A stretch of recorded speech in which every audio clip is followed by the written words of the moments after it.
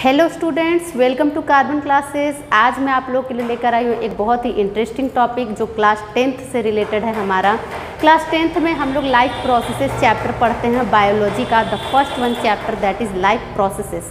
Life processes में एक topic है जो बच्चों को बहुत ज़्यादा अच्छे से समझ में नहीं आती है, that is called nephron. Nephron क्या है? नेफ्रॉन हमारे एक्सक्रीटरी सिस्टम का एक पार्ट है जिसे हम लोग कहते हैं unit of excretory, unit of kidney. ठीक है, एक तरह से क्या कहते हैं, यूनिट ऑफ किडनी, क्योंकि हमारे एक्सक्रीटरी सिस्टम में जो भी ऑर्गन्स इंक्लूड करते हैं उन ऑर्गन्स में जो मेन ऑर्गन हमारा है वो है किडनीज। ठीक है, एक्सक्रीटरी सिस्टम के ऊपर तो मैं आज का लेक्चर नहीं दे रही हूँ, वो सब डिटेल्स मैं फिर कभी बताऊंगी। आज मैं सिर्फ आपको यूनिट ऑफ किडनी को डिटेल करने के लिए आई हूँ। ठीक है, यूनिट ऑफ किडनी क्या है? The nephron. क्यों?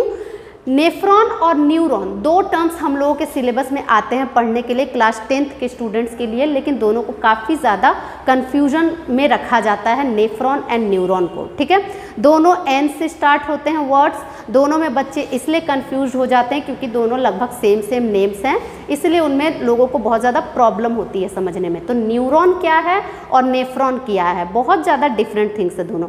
न्यूरॉन है यूनिट ऑफ नर्वस सिस्टम। ठीक है, नर्व सेल है neuron, unit of nervous system, हमारे ब्रेन से रिलेटेड है, स्पाइनल कॉर्ड से रिलेटेड है वो। ठीक है, but nephron is totally related to our kidneys, our excretory system. मतलब ये हमेशा कौन सा काम करेगा?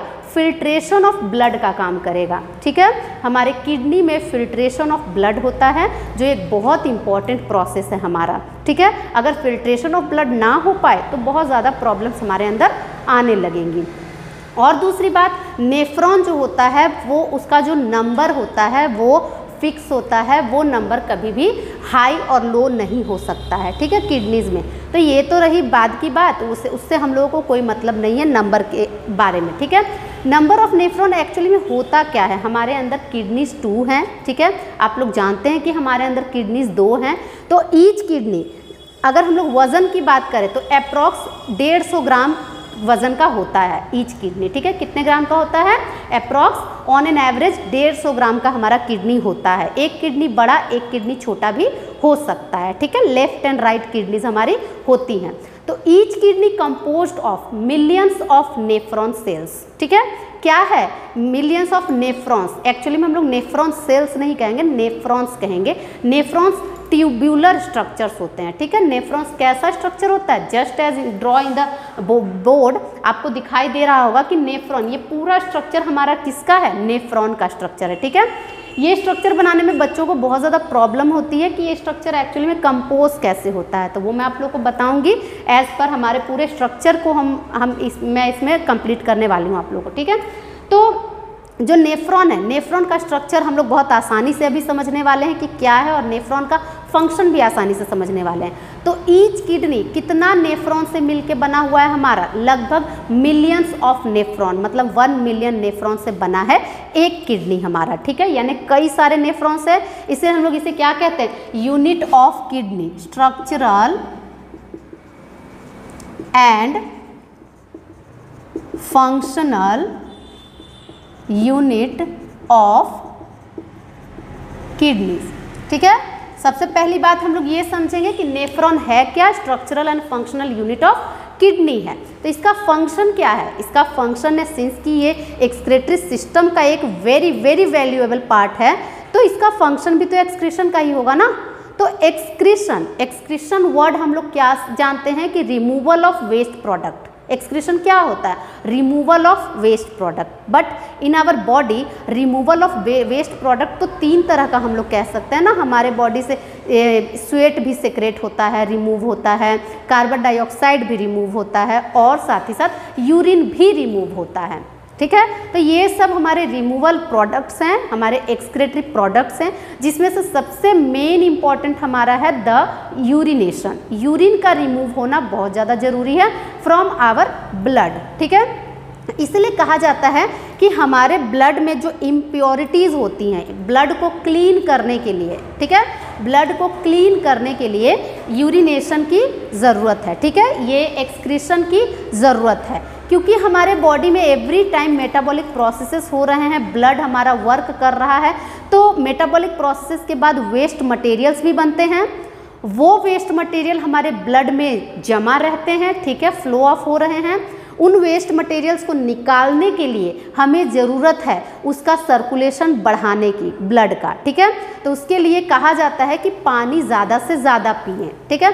तो पानी हम लोग ज़्यादा से ज़्यादा पिएंगे तो क्या होगा, हमारा जो ब्लड का इम्प्योरिटीज़ हैं वो ज़्यादा से ज़्यादा फिल्टर होगा और वो बाहर हम लोग निकालेंगे बॉडी से। तो हम लोग जितना ज़्यादा पानी पिएंगे उतना ज़्यादा हमारा यूरिनेशन होगा, उतना ज़्यादा हमारा ब्लड फिल्टर किया जाएगा, ठीक है। हमारा बॉडी का जो किडनी का मैकेनिज्म है वो उतना ज़्यादा तेज़ी से चलेगा, ठीक है। इसलिए हमें कहा जाता है, हर डॉक्टर ये सलाह देता है या कोई मतलब समझदार इंसान आपको सलाह देगा कि आप पानी पीजिए। पानी पीना समझिए कि निरोग रहने का एक सबसे आसान तरीका है, ठीक है। बीमारियों से बचने का एक आसान तरीका है बहुत ज़्यादा पानी पीना, ठीक है, प्लेंटी ऑफ वाटर। तो वो पानी पीने से क्या हमारा फ़ायदा हुआ ये आप लोग जानिए। हम लोगों ने ढेर सारा पानी पिया, हमारे ब्लड में जो इम्प्योरिटीज़ थे वो मूव करने लगे, वो पहुँचेंगे किडनी तक, किडनी उसको फिल्टर करेगा और फिर यूरिन के थ्रू से निकाल बाहर करेगा, ठीक है। किडनी में हमारा नेफ्रॉन ये वर्क कर रहा है, कौन कर रहा है, नेफ्रॉन ये वर्क कर रहा है, फिल्ट्रेशन ऑफ ब्लड का काम, ठीक है। तो यही चीज़ हम लोग आज इस पूरे वीडियो में समझने वाले हैं कि ये नेफ्रॉन आखिर किस तरह से इस पूरे प्रोसेस को कंप्लीट करता है। और सबसे पहले हम लोग इसका स्ट्रक्चर समझते हैं, ठीक है। तो इसके स्ट्रक्चर में हम लोगों को क्या क्या टर्म्स मिलेंगे पढ़ने के लिए, देखिए सबसे पहला टर्म है हमारा मेलपीजियन कॉर्पुसल, ठीक है, या मेलपीजियन बॉडी हम लोग कह सकते हैं। स्ट्रक्चर मेलपीजियन बॉडी, ठीक है, मेलपीजियन बॉडी। मेलपीजियन बॉडी क्या है कि ये मतलब कलेक्शन है ग्लोमेरुलस एंड बोमेन्स कैप्सूल का। क्या है इसमें, हम लोग अगर शॉर्टकट में लिखें तो ग्लोमेरुलस प्लस बोमेन्स कैप्सूल, ये दो पार्ट्स हैं जो मिले हुए हैं मेलपीजियन कॉर्पुसल में, ठीक है। मेलपीजियन कॉर्पुसल कौन सा पार्ट है, composed of glomerulus and Bowman's capsule. अब आप लोगों के दिमाग में आ रहा होगा ये ग्लोमेरुलस क्या है, बोमेन्स कैप्सूल क्या है। चलिए इसे भी हम लोग करते हैं क्लियर। देखिए this is the net like structure, आपको क्या दिखाई दे रहा है, एक नेट लाइक स्ट्रक्चर यहाँ पे दिखाई दे रहा है, जाल की तरह स्ट्रक्चर है जिसे हम लोग कहते हैं ग्लोमेरुलस, ठीक है, glomerulus. The actual site for filtration of blood क्या है, अगर हम लोग बोलें कि इन नेफ्रॉन कौन सा पार्ट है जहां एक्चुअली ब्लड फिल्टर होता है, ठीक है, तो वो है हमारा ग्लोमेरुलस। क्या है, actual site for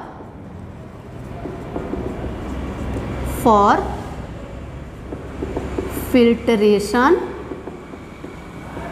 of blood, ठीक है, actual site for filtration of blood composed of arterioles. किससे बना हुआ है, कंपोज्ड ऑफ आर्टियोल्स से। यहाँ होता क्या है कि हमारे किडनी में जो भी नेफ्रॉन्स है, ठीक है, कितने भी नेफ्रॉन्स है, मिलियंस ऑफ नेफ्रॉन्स है, वो नेफ्रॉन्स कलेक्ट करता है आर्टियोल्स। किसको कलेक्ट करता है, आर्टियोल्स, आर्टरी का पार्ट को, मतलब ब्रांचेस को वो कलेक्ट करता है, ठीक है। This is the branch of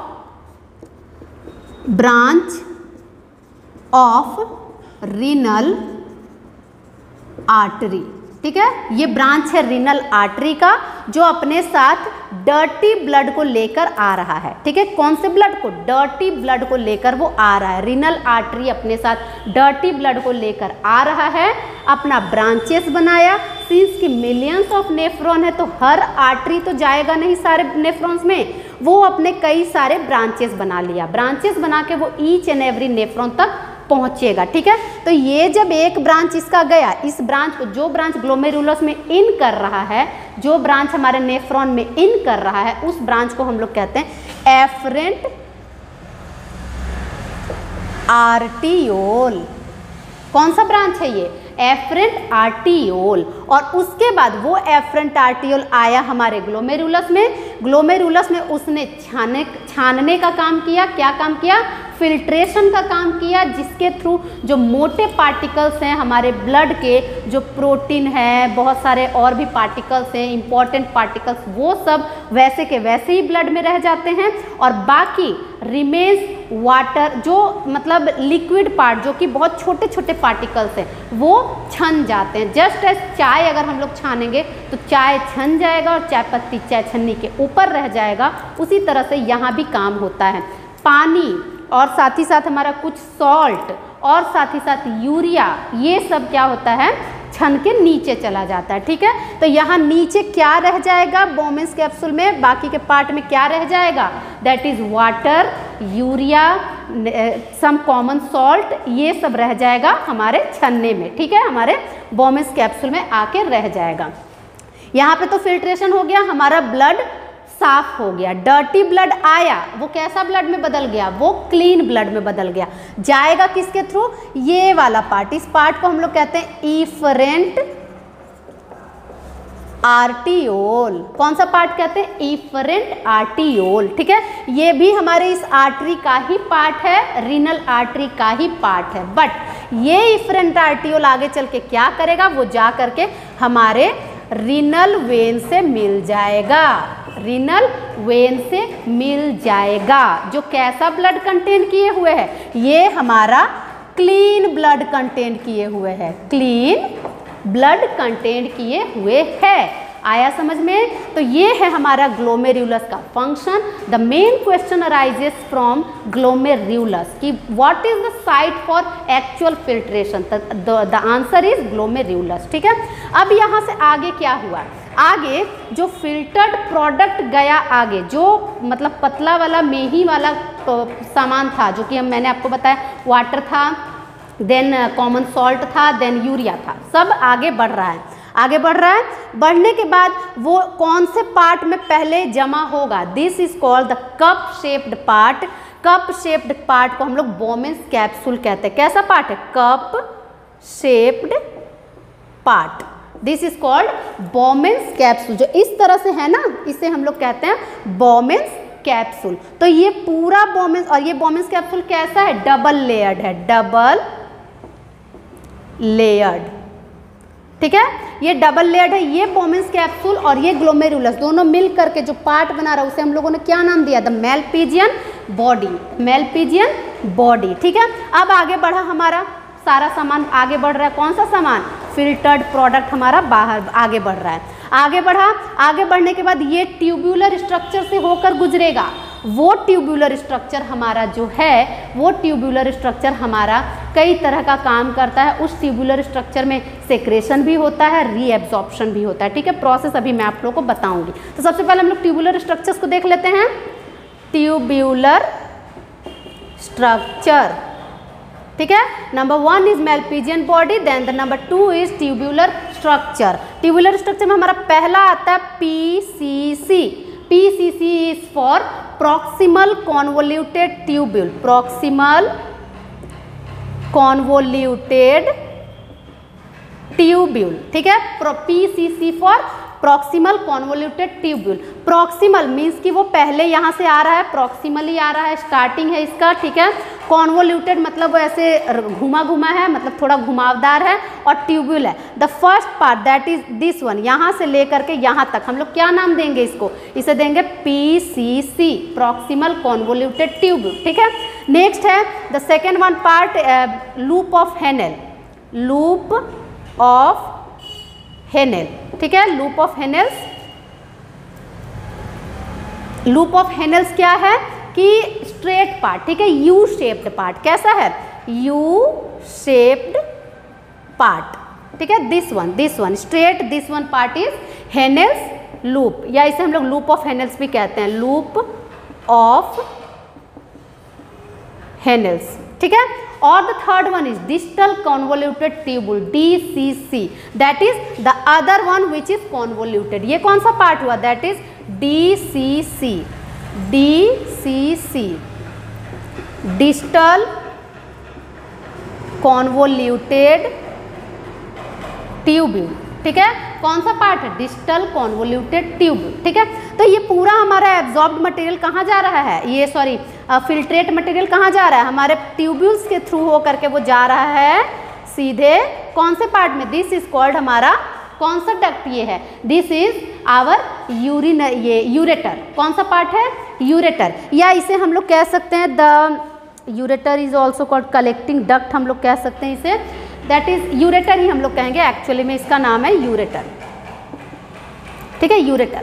ureter में ही तो आखिर हमारा कलेक्शन होता है सारे मतलब फिल्टर्ड मटेरियल्स का, और ये यूरेटर अपने आप में और भी कई सारे डक्ट्स को लेकर आ रहा है, ठीक है, कई सारे, एक इधर से आ रहा है डक्ट, एक इधर से आ रहा है डक्ट, कई सारे डक्ट उसी में तो मैच होंगे ना, क्योंकि मिलियंस ऑफ नेफ्रॉन्स हैं, तो वो यूरेटर ईच किडनी से कलेक्शन का काम कर रहा है, ठीक है, ईच किडनी से कलेक्शन का काम कर रहा है। किडनीज किससे अटैच है, डक्ट से, ये यूरेटर से अटैच है, ठीक है, तो यूरेटर में सारे डक्ट का मटेरियल जाएगा ना, उसके बाद ही तो वो कलेक्टिंग वो क्या कह सकते हैं यूरिनरी ब्लैडर में जमा होगा, उसके बाद यूरेथ्रा के थ्रू से रिमूव किया जाएगा, ठीक है, तो ये है इसका प्रॉपर स्ट्रक्चर, ठीक है, this is it's proper structure, आप लोगों को समझ में आ जाना चाहिए। The main structure is Malpighian body in which we have two the glomerulus, the Bowman's capsule, then tubular structure, proximal convoluted tubule, Henel's loop and distal convoluted tubule, ठीक है। अब आप लोगों के दिमाग में आ रहा होगा कि मैम ये जो आ रहा है, ये जो ट्यूबुलर स्ट्रक्चर ये क्या है, दिस इज आवर, एक तरह से हम लोग कह सकते हैं ये कैपिलरीज है, क्या है ये, इफरेंट आर्टियोल्स है, मतलब पतले पतले क्या कह सकते हैं हम लोग, वेजल्स हैं, एक तरह से ये कैपिलरीज हैं, क्या है, कैपिलरीज, जो किससे जाके अटैच हो जाएंगी, ये रीनल वेन से जाके अटैच हो जाएंगे, ठीक है, क्योंकि क्लीन ब्लड हो जाएगा, अब उस क्लीन ब्लड को बॉडी में भेजा जाएगा, ठीक है, तो ये कैपिलरीज हैं, इनका भी फंक्शन है, देखिए अब मैं आप लोगों को इसका फंक्शन बताती हूँ। यहाँ तक हमारा स्ट्रक्चर तो समझ में आ ही गया होगा आप लोगों को, अब देखिए कि हम लोग फंक्शंस की ओर चलते हैं। फंक्शन ऑफ एक्सक्रीशन, ठीक है, सॉरी एक्सक्रीशन हम लोग किस तरह से करेंगे, step wise, excretion step wise, ठीक है, तो सबसे पहले हम लोग करेंगे, इसमें 3 तरह के फंक्शंस इंक्लूड होते हैं, ठीक है, सबसे पहले हमारा होगा फिल्ट्रेशन, ठीक है, नंबर 2 होगा रीएब्जॉर्प्शन, एंड नंबर 3 होगा that is secretion, tubular secretion, ठीक है, 3 तरह का इसमें प्रोसेसेस इंक्लूड होता है, that is filtration, reabsorption and tubular secretion. हमारा एक मोस्ट इंपॉर्टेंट क्वेश्चन बनता है कि किस मटेरियल का रीएब्जॉर्प्शन नहीं होता है, ठीक है, इन द ट्यूबुलर स्ट्रक्चर किस मटेरियल का रीएब्जॉर्प्शन नहीं हो पाता है, तो हम लोग देखिए क्या क्या टर्म्स अभी समझते हैं, आप लोग भी ढंग से समझिएगा।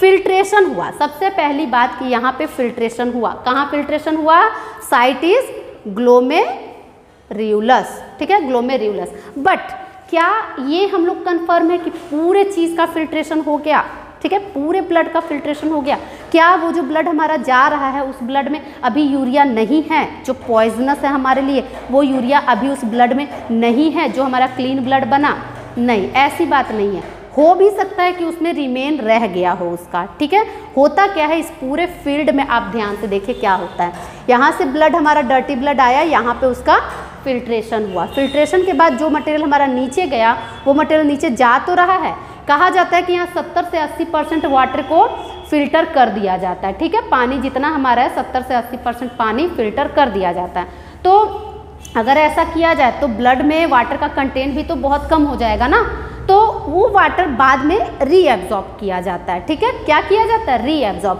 तो फिल्ट्रेशन के बाद का प्रोसेस हमारा होता है रीएब्जॉर्प्शन।